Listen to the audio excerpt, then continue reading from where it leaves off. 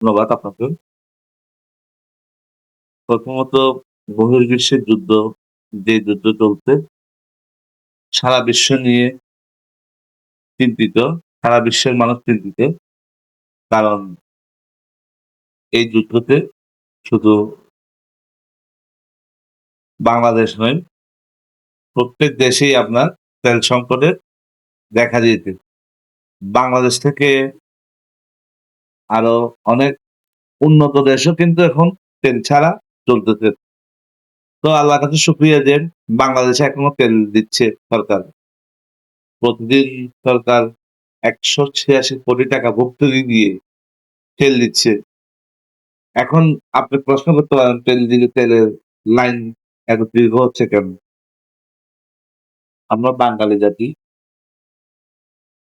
অল্পতেই আমরা উত্তেজিত হয়ে পড়ি।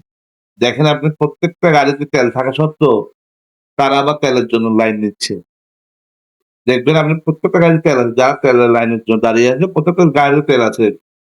আমি আমার একদম পরিচিত পাম্প ওনার সাথে কথা বললাম যে, "আপনাদের আসলেই কি সমস্যা?" উনি বলতেছে, "ভাই আমরা বিগত মানে যুদ্ধ লাগার আগে প্রতিদিন আমরা ২ ট্যাংকার তেল বিক্রি করতে আমাদের অসুবিধা হয়ে যেত। কিন্তু এখন ৬ ট্যাংকার তেল পাচ্ছি। এই তেলগুলা কই যাচ্ছে আমরা বুঝতেছি না।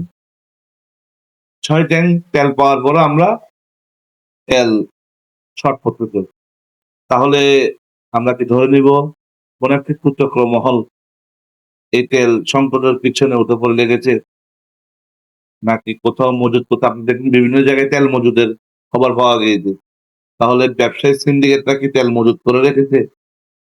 মজুত করে রাখলে সরকার আবার বিভিন্নভাবে আইনি প্রশাসনের মাধ্যমে এগুলো ফাইন্ড আউট করে তাদেরকে জরিমানা করছে। তারপরে আপনি কয়জনকে ধরবেন? ছোট, ছোট করে আমাদের বিভিন্ন হোন্ডা চালকরা, পাঠাও চালকরা এরাও কিন্তু বোতলজাত করে বাসায় স্টক করছে। তাহলে আমাদের এটাই সংকটের সৃষ্টির প্রধান কারণ আমি মনে করি। কারণ যেহেতু আপনার পরিপূর্ণ তেল থাকা সত্ত্বেও তারা আবার তেল নিচ্ছে এটাই তো আসলেই অন্যায়। যাই হোক এখন আমরা সচেতন হলে আমাদের তেল সংকট পড়বে না। সরকার তো বারবারই বলছে আমাদের তেল সংকট নেই, তেল সংকট নেই, তেল সংকট নেই। কিন্তু কেন না জানেন? এই এক অদৃশ্য শক্তি তেল সংকটের জন্য উঠে পড়ে লেগেছে। তেল সংকট করার জন্য তারা মনে হয় উঠে পড়ে লেগেছে। আমরা আশা করি বাংলাদেশ সরকার ওই দিকে নজর দিবেন যে তেল প্রত্যেকটা পাম্পে গাড়িতে তেল আছে কিনা ওইটা দেখার জন্য সরকারের কাছে আমার অনুরোধ। তাহলে আশা করি তেল শর্ট করবে না। ধন্যবাদ।